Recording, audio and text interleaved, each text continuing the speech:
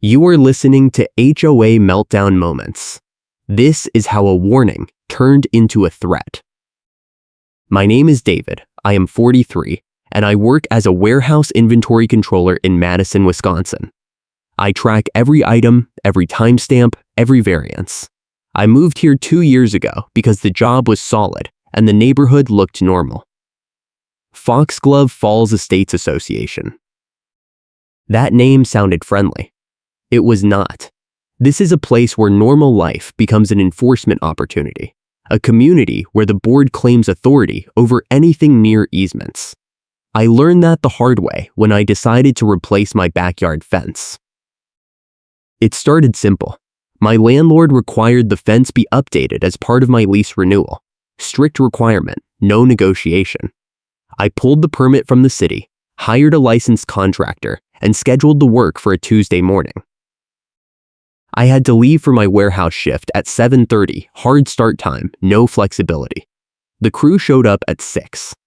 By 6:15, we had stakes in the ground and the first post holes dug. That is when Melissa Wright appeared in my driveway. She is the HOA treasurer. Middle-aged, gray hair in a shoulder-length straight cut, always wearing that white visor and a pink light jacket no matter the season. She had a clipboard in one hand and her phone in the other, speaker mode, volume cranked, screen turned away so no one could see who she was talking to or if anyone was even on the line. A key ring jangled loudly on her belt loop every time she moved. "You need to stop right now," she said. "You did not submit an architectural application. This is a violation." I pulled out my phone. "I have the city permit," I said. "The HOA bylaws say I need city approval for any fence work. I have it right here." She did not even look. "The rules do not care about your excuses, and neither do I," she said. That is her line. She loves that line. You need board approval for fence height, style, color, and setback. You do not have it. This work stops now, or you pay a $500 fine today and another $500 every day until you comply. I checked my watch. 7:10. I had 20 minutes before I had to leave. My contractor, a guy named Luis, walked over. He had his business card in his hand, trying to show Melissa his license and insurance. She flashed the card at me, but would not let me photograph it, then stuffed it back in her jacket pocket.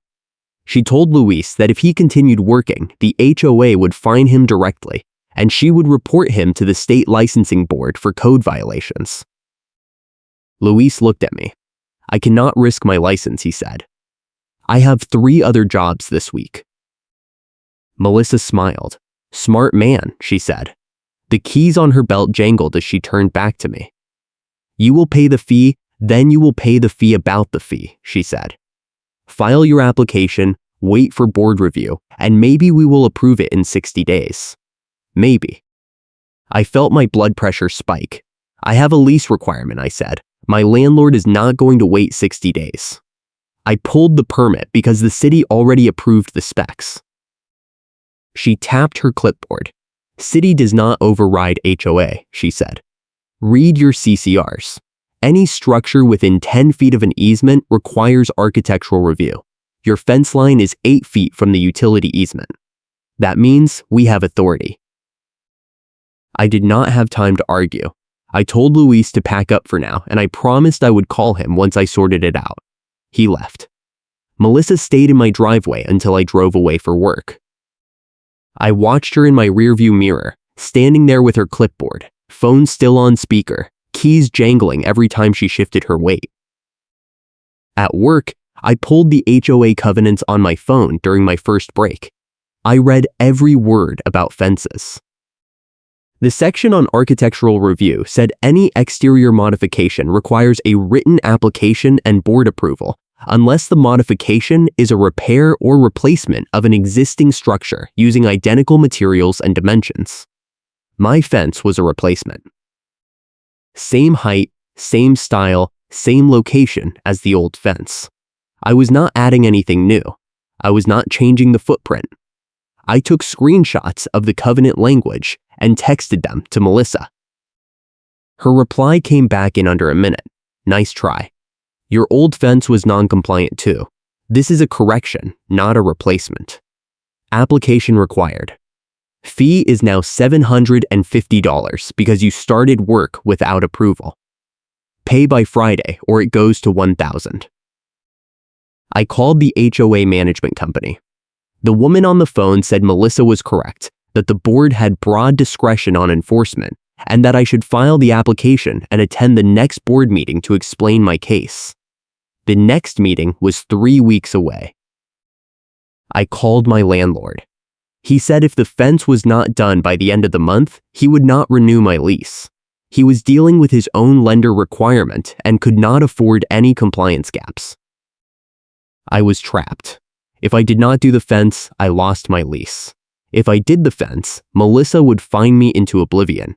I stopped arguing and started collecting, because the end game was already set.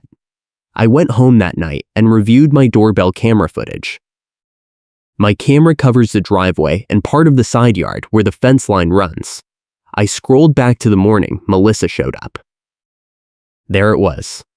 6:43 in the morning, 2 days before the crew arrived. Melissa walking along my fence line, stopping at each orange survey stake, bending down, touching the stakes, tugging on one, checking the string line I had run between them. She spent 4 minutes on my property. She moved one stake about 6 inches to the left. I watched it 3 times to be sure. She moved it. Then she took a photo with her phone and left. I saved the clip. I did not tell her I had it. Not yet. The next day, I filed the architectural application. I included the city permit, the contractor license, the specs, and photos of the old fence. I paid the $750 fine online just to stop the clock. Then I submitted a formal records request under Wisconsin Open Records Law. I asked for copies of all board meeting minutes for the past 2 years, all votes related to fence applications, all correspondence between board members and homeowners regarding fences, and all documents showing the quorum and vote counts for any rules related to easement setbacks. Melissa replied within an hour. Records requests require a processing fee of $100 and a 30-day wait. Pay first, then wait. I paid it. I also filed a second request for any emails or communications between Melissa and the management company regarding my property. That was another $100. While I waited, I called Luis and asked him to come back and take measurements one more time. I told him I would cover his time. He agreed. We met on a Saturday morning. We measured the property line using the county survey markers, not the stakes Melissa had moved. We took photos of every measurement, every angle, every post hole location. We also measured the distance from the fence line to the utility easement. It was 9 feet 2 inches, not 8 feet. Melissa had lied. Luis shook his head. I have seen this before, he said. HOA people move stakes to create violations. You need to get a licensed surveyor out here. I called a surveyor that afternoon. He came out Monday morning. He ran the full property line, placed official survey pins, and gave me a signed report. The fence line was 9 feet 2 inches from the easement. The HOA had no authority. I paid him $300. It was worth every penny. I sent the survey report to Melissa. I also sent it to the management company and copied the entire board. I included a polite note saying the fence was outside the easement buffer and that I would resume work immediately under my existing city permit. Melissa replied within 10 minutes. You do not have board approval. The survey does not matter. The application is still under review. If you resume work, the fine will be $5,000. That was a brand new fine that appeared out of thin air with no vote. I checked the bylaws again. Fines over $500 required a board vote and written notice to the homeowner with an opportunity to be heard. Melissa had not followed procedure. I printed her email and added it to my file. Then I received a certified letter from the HOA attorney.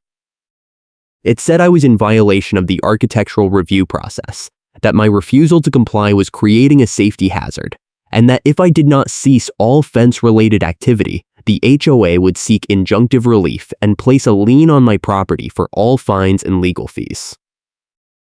I do not own the property. My landlord does. I called him and read him the letter. He was furious. He said he would handle it and hung up. 20 minutes later, he called back. He had spoken to his own attorney. The attorney said the HOA was bluffing, that the lien threat was premature, and that I should document everything and proceed carefully. I went to the city permit office. I brought my survey, my photos, and the HOA letter. The clerk looked it over and called her supervisor. The supervisor came out, read the letter, and laughed. "This is not a code issue," she said. "Your permit is valid. The HOA cannot override city code.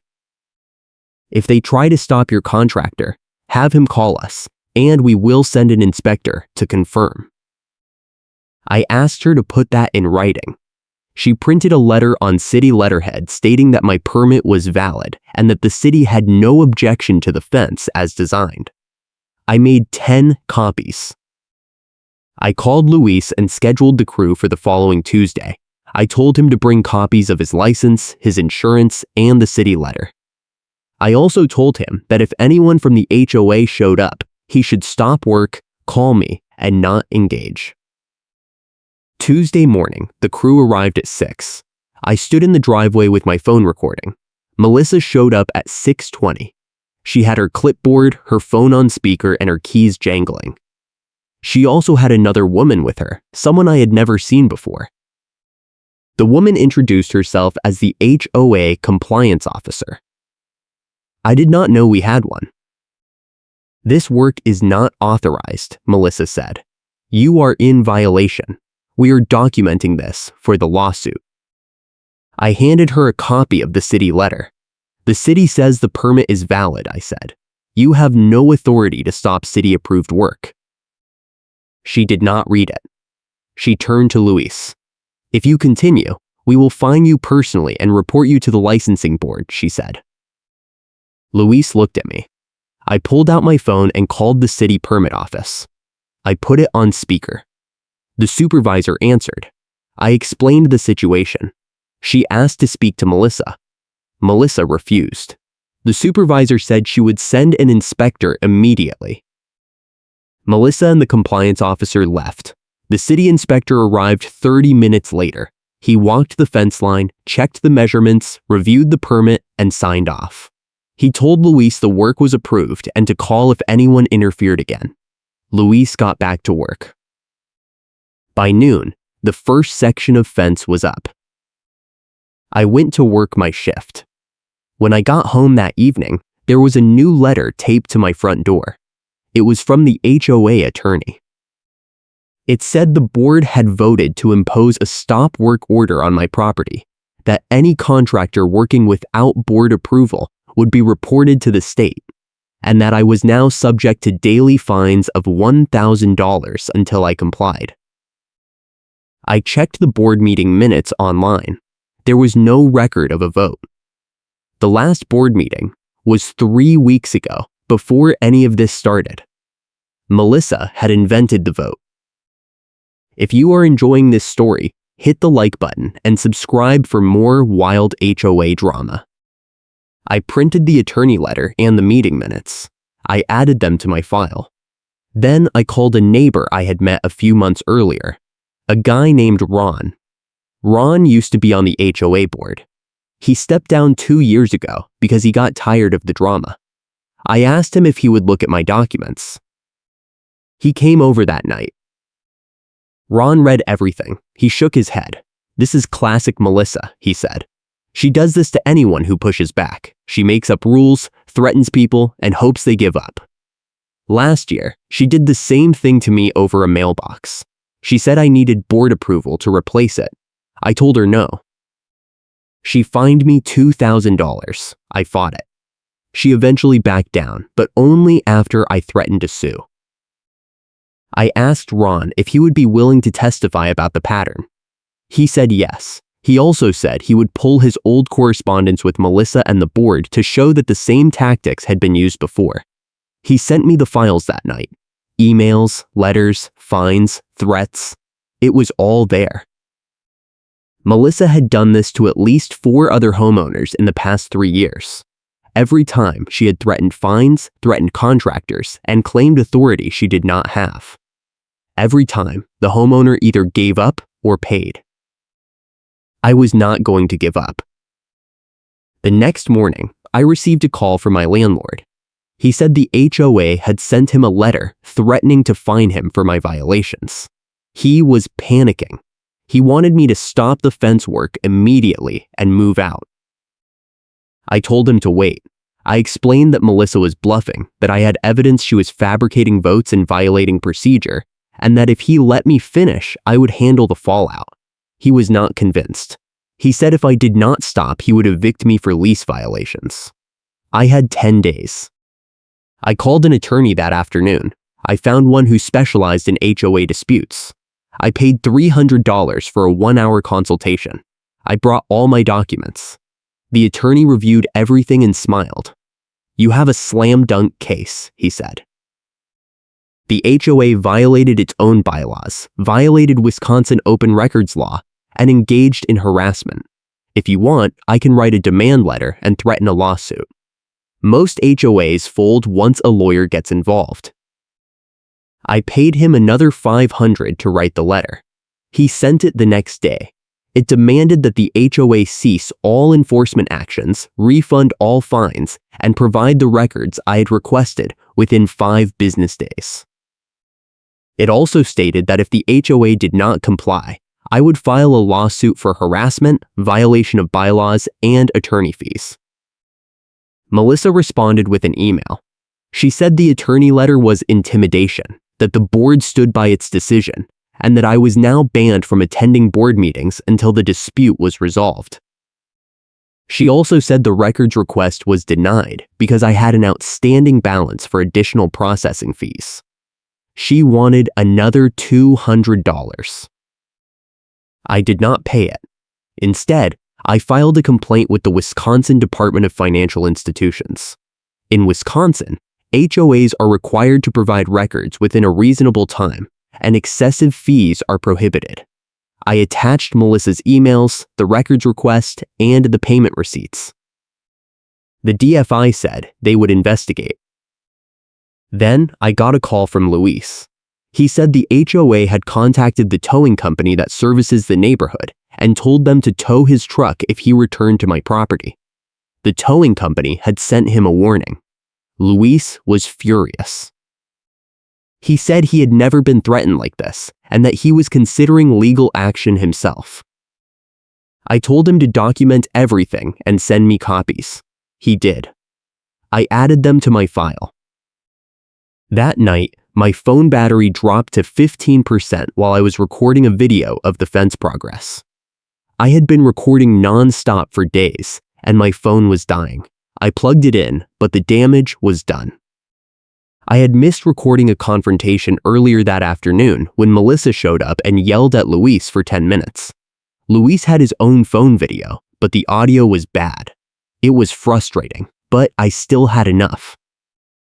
The board meeting was scheduled for Thursday night. I was banned, but Ron was not. He agreed to attend and record it for me. I gave him a thumb drive with all my documents, including the doorbell footage of Melissa moving the survey stake. I told him to play it if the board tried to vote on my fines. Ron went to the meeting. He called me afterward. It was chaos, he said. Melissa tried to fast-track a vote to impose a lien on your landlord's property. I stood up and said I had evidence that she had tampered with your survey markers. I played the video on my phone. The room went silent. 2 board members asked Melissa to explain. She said the video was fake and that you were harassing her. I told them the video was time-stamped and that the camera was a standard doorbell camera, not edited. One of the board members, a guy named Eric, asked to see the raw footage. Melissa said the meeting was over and walked out. I asked Ron what happened next. He said Eric and another board member, a woman named Karen, not the antagonist, just someone with the same name, asked him to send them the full footage and all the documents. They said they were not aware of half the things Melissa had been doing and that they wanted to investigate. 2 days later, Eric called me. He introduced himself as the HOA president. He apologized. He said he had reviewed the footage and the documents, and that it was clear Melissa had overstepped. He said the board would meet an emergency session to address the issue and that all fines would be suspended pending review. I asked him about the records request. He said the management company would provide the records within 3 days at no additional charge. He also said Melissa would not be involved in any further enforcement actions against me. I thanked him. I also asked him to put it in writing. He did. I received an email that afternoon confirming everything. I called Luis and told him to finish the fence. He was back the next morning. The fence was done by the end of the week. It looked great. I took photos and sent them to my landlord. He was relieved. He said he would not evict me and that he appreciated my handling of the situation. But I was not done with Melissa. The emergency board meeting happened the following Tuesday. Ron attended again. He called me afterward. Melissa tried to defend herself, he said. She claimed you had been hostile, that you had ignored multiple warnings, and that the fines were justified. Eric asked her to provide documentation of the warnings. She could not. He asked her to explain the doorbell footage. She said you had trespassed on HOA common property and that moving the stake was part of her inspection duties. Eric asked her to show the policy that allowed board members to move survey markers. She could not. Then Eric asked her about the records request fees. She said the fees were standard. Eric pulled up the Wisconsin statutes on his phone and read them aloud. The fees she charged were triple the legal maximum. The room turned on her. 2 board members called for her resignation. She refused. Eric said the board would vote to remove her. She said they did not have the authority. Eric said they did and read the bylaws aloud. The vote was 4-1. Melissa was removed as treasurer. Ron said Melissa stood up, said this was not over, and walked out. She has not been seen at a board meeting since. But the fallout continued. The insurance carrier for the HOA sent a letter to the board 2 weeks later. It said they had received multiple harassment complaints related to Melissa's enforcement actions and that the harassment complaints were stacking. The carrier threatened to cancel the HOA's liability policy unless the board took corrective action. The board hired a new management company and implemented a formal complaint process. I received a check in the mail 3 weeks after the emergency meeting. It was a refund for all the fines I had paid, plus the records request fees. The check was signed by Eric. There was a note attached. It said the board had completed a budget review that revealed vendor favoritism. Melissa had been steering HOA contracts to a specific towing company in exchange for kickbacks. The towing company had been overcharging for services and splitting the excess with Melissa. The board had terminated the contract and reported the arrangement to the district attorney. Melissa was under investigation. Eric also told me that the towing company had contacted him directly. They had reviewed the evidence I had provided, photos, emails, recordings, the doorbell footage, and realized they had been used as a weapon. The tow company refunded charges, voided the contractor tow attempt, and canceled the HOA contract after seeing the evidence packet. They did not want to be associated with Melissa's behavior. I also learned that Melissa had tried to spin the situation on the neighborhood Facebook group. She posted a long rant about how I had bullied her, how I had fabricated evidence, and how the board had caved to threats.